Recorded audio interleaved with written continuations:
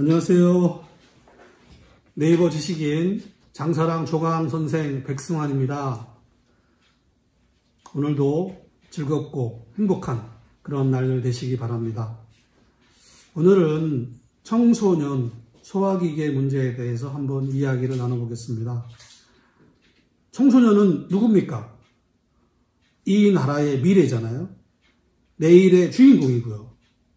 사실 사람이 아무리 수명이 길어도 100년이잖아요. 저는 물론 120살까지 살기 운동을 하는 사람입니다만, 자, 수명이 사실은 유한하단 말이죠. 그런데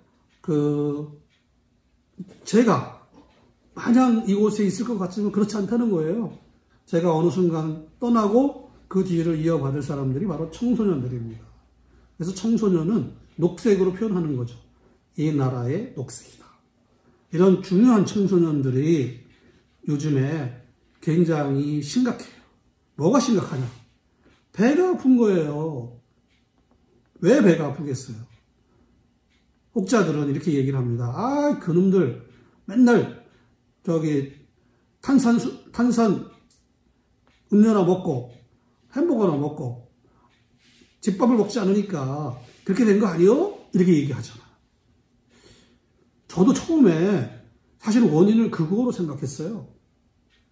그런데 아니더라고요. 제가 경험을 해보니까, 아니, 탄산음료 좀 먹으면 어때요? 아니, 햄버거 좀 먹으면 어떻습니까? 인스턴트 식품 먹으면 좀 어때요? 괜찮더라고요. 문제는 이러한 음식을 먹었을 때 이게 소화가 되지 않는 게 문제예요. 소화가 되지 않고 음식물이 위에서 장으로 그냥 내려가잖아요. 그럼 장에서 소화되지 않은 음식물이 억지로 발효 분해되면서 가스가 많이 발생해요. 그리고 장이 아파요. 당연히 비정상적인 변이 만들어져요. 그러면 변비나 설사가 생겨요. 이런 과정이 계속 반복되잖아요. 그러면 그때부터 이 아이들에게 심각한 문제가 발생합니다. 아이들이 너무 배가 아프니까 병원을 찾아가게 되잖아요. 병원에 가면 뭐라고 하겠어요? 역류성 식도염, 위염, 장염, 위궤양, 장궤양, 크론씨, 이렇게 병명을 얘기를 합니다. 그래서 약을 먹잖아요. 그러면 진짜 그 병이 생겨요. 저는 너무 깜짝 놀랍니다. 왜 청소년들에게 약을 먹이냐? 절대 안 된다는 거예요. 저의 입장에서는. 약을 먹지 마라! 그런데 참 법보다 주먹이 가깝다고 했던가요?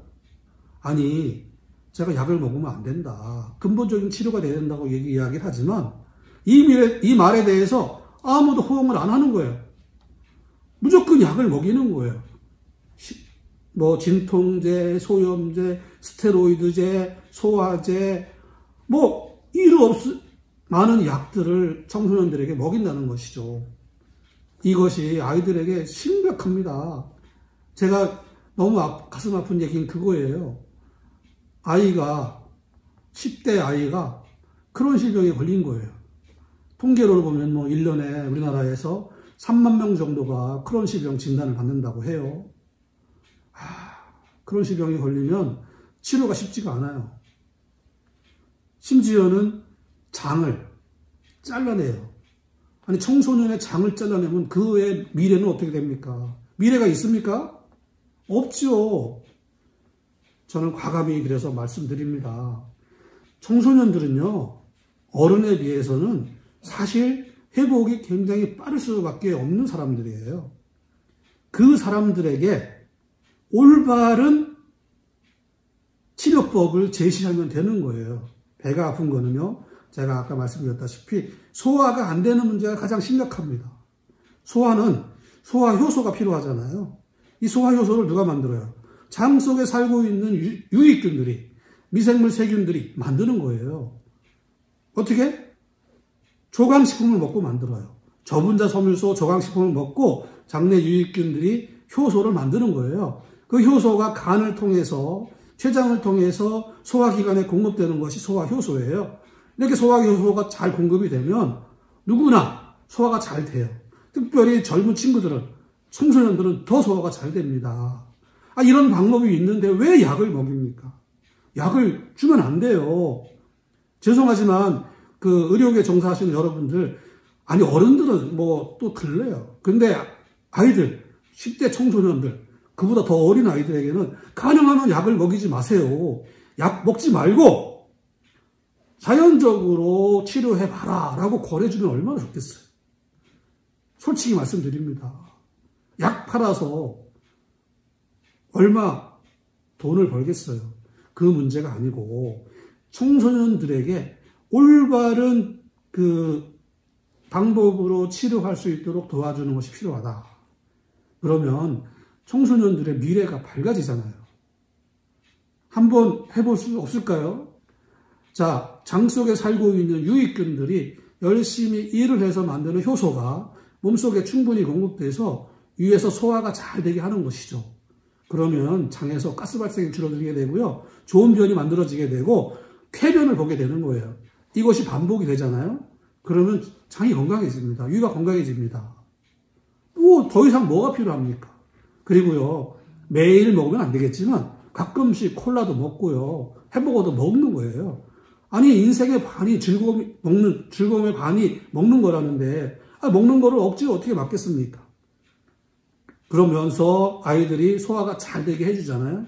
그러면 자연스럽게 집밥도 잘 먹게 됩니다. 편식 안 하게 됩니다. 학교 급식도 잘 먹게 되는 거예요. 학교 급식을 잘 안 먹는 이유가 뭔지 아세요? 소화가 안 될 때 학교 급식을 들이미니까 아이들이 밥을 안 먹는 거예요. 자, 지금부터 소화가 잘 될 수 있도록 장내 유익균의 먹이를 공급해 주는 것을 꼭 지도해 주자고요. 그래서 아이들이 건강하고 행복하게 살자고 해주자고요. 그래야 이 나라에 미래가 있습니다. 그리고요. 장이 편해지고 소화가 잘 되잖아요. 성격이 굉장히 좋아집니다. 머리가 좋아집니다. 그리고 긍정적으로 변합니다. 친절해집니다. 이것이 장내 유익균이 하는 역할이거든요. 장내 유익균이 열심히 일을 할 수 있도록 청소년들에게 저분자섬유소 조강식품을 권해주자고요. 오늘도 이 말씀을 기억하면서 행복하고 건강한 하루 되시기 바랍니다. 감사합니다.